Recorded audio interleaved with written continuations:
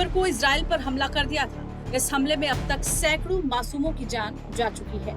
Hamas और Israel जंग पर दुनिया दो हिस्सों में बंट गई है। पश्चिमी मुल्क इजराइल के साथ खड़े हैं, तो वहीं कई इस्लामिक मुल्क फिलिस्तीन का समर्थन कर रहे हैं। ऐसे में इस्लामिक देश मलेशिया खुलकर हमास के साथ खड़ा है। इस्लामिक देश मलेशिया के प्रधानमंत्री अनवर इब्राहिम ने हमास के साथ अपने रिश्तों की खुलकर वकालत की है। उन्होंने कहा कि हमास को गाजा के लोगों ने चुना है और मलेशिया हमास के साथ अपने संबंधों को कायम रखेगा। मलेशियाई प्रधानमंत्री ने कहा कि वो पश्चिमी देशों के दबाव में आकर हमास की निंदा नहीं करेंगे। अनवर इब्राहिम ने मलेशिया की संसद में कहा था कि बैठकों में पश्चिम के अधिकारी बार बार मलेशिया से हमास के हमले की निंदा करने के लिए कह रहे हैं, लेकिन उनकी सरकार पश्चिम के रवैये से सहमत नहीं है। मलेशियाई पीएम अनवर ने कहा, मैंने पश्चिमी देशों से कहा है कि हमास के साथ हमारा रिश्ता हमारी नीति रही है और यह रिश्ता आगे भी कायम रहेगा।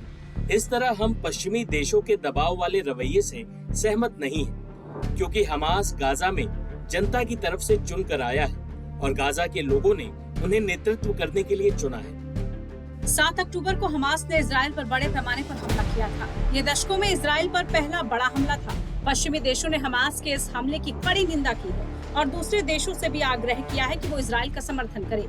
आपको बता दें कि 60% मुस्लिम आबादी वाला देश मलेशिया फिलिस्तीनी अधिकारों का मुखर समर्थक रहा है और इसके साथ ही पिछले हफ्ते अनवर ने अंतर्राष्ट्रीय समुदाय की आलोचना करते हुए कहा था कि इजराइल हमास संघर्ष पर दुनिया का रुख एक तरफा है। मलेशिया के प्रधानमंत्री ने एक ट्वीट में ये भी कहा, अंतर्राष्ट्रीय समुदाय फिलिस्तीनी लोगों के प्रति सभी प्रकार की क्रूरता और उत्पीड़न को लेकर एक तरफा रुख बनाए हुए है।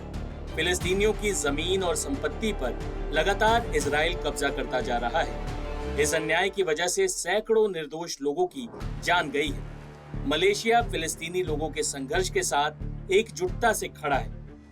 इससे पहले मलेशियाई विदेश मंत्रालय ने एक बयान जारी कर संयुक्त राष्ट्र सुरक्षा परिषद से युद्ध विराम का आह्वान करने का आग्रह किया था। ऐसे में दोनों के बीच की इस जंग ने कई अन्य मुल्कों को भी आमने सामने ला खड़ा किया है। टाइम्स नाउ भारत डिजिटल की रिपोर्ट।